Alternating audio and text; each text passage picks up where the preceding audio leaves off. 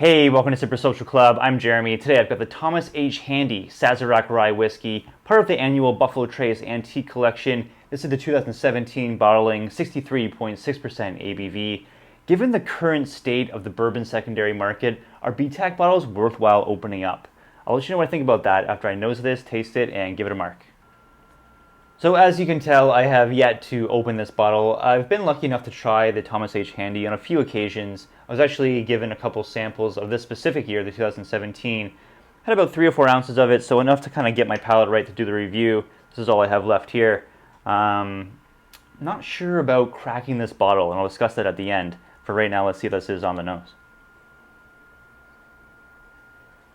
Just glorious nose on this. Really nice, rich, deep, creamy notes to this one. I get like a bourbon-like cherry note to this. Almost reminds me more of a rye-forward bourbon, maybe on the nose a little bit, versus like a heavy rye whiskey. Get these like really grassy notes, kind of like a sweet kind of wheat to it. You get the rye spice, some nice cinnamon in there as well. Maybe just pick up just like a little bit of like dill on the back end. Not the off-putting kind that sometimes you get in rye whiskeys, but this is a really nice dill note. It's very subtle, kind of fits with everything else. But yeah, that's a nice, rich whiskey. It doesn't really nose like it's 63.6% ABV. You can kind of get right in there. You would guess it's higher proof, but I don't know if you'd guess that this would be barrel proof. Let's go palate.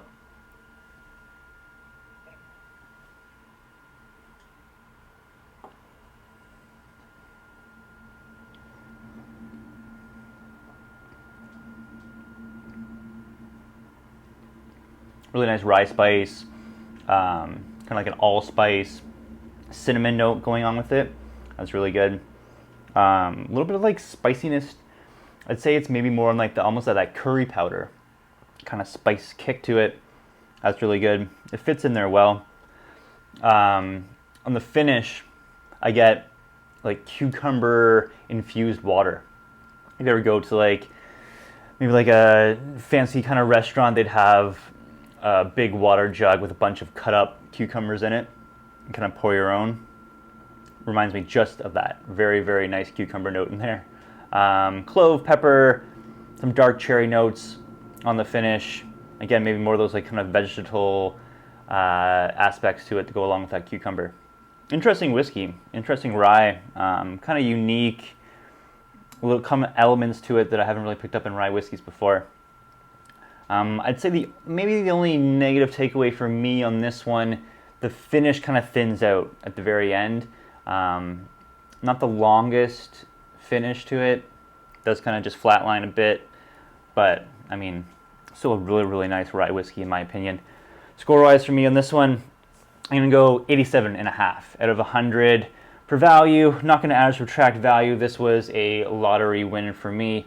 Let's talk about opening BTAC bottles. Current state of the bourbon secondary market in the United States is completely out of control. Prices for, even very average whiskey is inflated numerous times. It's not like Blanton's Original, something we can get here all the time in Ontario, was showing up on secondary markets. That's just, crazy to me. Even, anything Weller is just absolutely out of control. Of course, BTAC bottles go for crazy money. Currently in the secondary market for this one, I've seen it anywhere between $400 and $450 that it sells for on the daily. Of course, you're going to see those mom and pop shops in the United States that will stick a crazy price tag on something like this just to have it in their shelf to show off. And if someone does come along and doesn't really understand secondary current markets, they might buy it. But it's more like a trophy bottle when you see a price tag, of $700, $800 on something like this. You see with Pappies all the time, they'll put, $4,000 on a Pappy Van Winkle just to keep it in their display case. But $400 to $450 US. For me personally, I know that I can buy a Scotch whiskey that I'm going to personally enjoy more than I would enjoy this. So is it something I'm going to crack open? Probably not. I think I'll probably trade this bottle for something that I know is going to be more enjoyable for my palate. Not to say that anyone else out there isn't going to enjoy this bottle. It's a very, very nice rye whiskey. I've had some decent rye whiskeys in my day. This one is up there, but I've had better, I think, for maybe less money if you're looking at secondary only.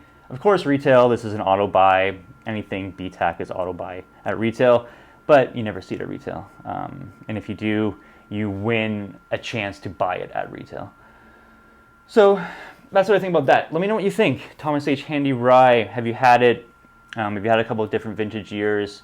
In my experience, I think I had one earlier, it was a 2015. I liked a little bit more than this, but it's hard to kind of remember those notes because those are just pours I had at a bar or where else. Let me know what you think. Comments always appreciated. As always, have a good one, guys. Cheers.